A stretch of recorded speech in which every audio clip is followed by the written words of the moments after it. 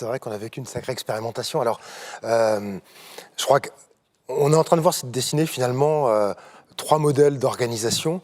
Et comme bien souvent, c'est peut-être la composition ou la combinaison de ces trois modèles qui nous intéresse davantage que l'un de ces modèles.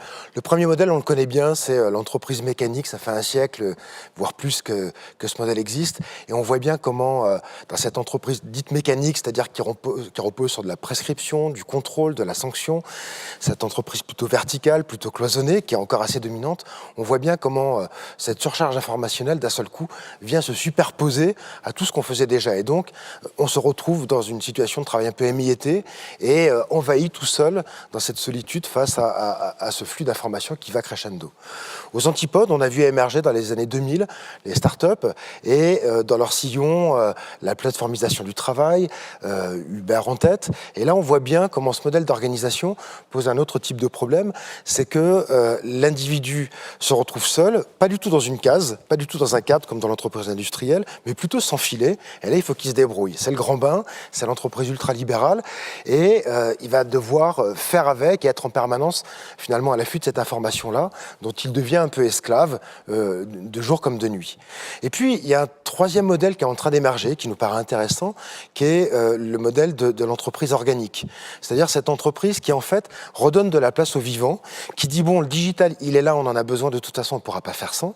La dimension, on va dire, mécanique, elle est là, on en a quand même besoin, quand on est plusieurs milliers à travailler ensemble, avoir un peu de cadre de process, on en a besoin.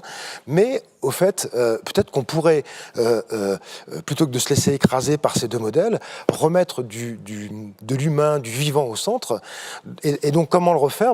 Tout simplement déjà en donnant davantage de valeur au présentiel et en réorganisant le présentiel en conséquence, en faisant en sorte que les espaces de travail deviennent des espaces de ressources dans lesquels on a envie de venir, pour se voir, pour se toucher, pour se sentir, en faisant en sorte que les process soient ni étouffants, entreprise mécanique, ni absent, entreprise ultralibérale, pour nous permettre de nous situer, et que finalement, ce qui me paraît intéressant, et c'est un peu d'ailleurs le titre du dernier bouquin qu'on avait fait, dans ce monde digital, dans cette société digitale, comment rester humain, et plus que jamais, je crois, après cette expérience en mode un peu crash test qu'on a vécu, plus que jamais, la question de notre humanité et de notre capacité à rester humain dans ce monde mécanique d'un côté, digital de l'autre, me paraît centrale.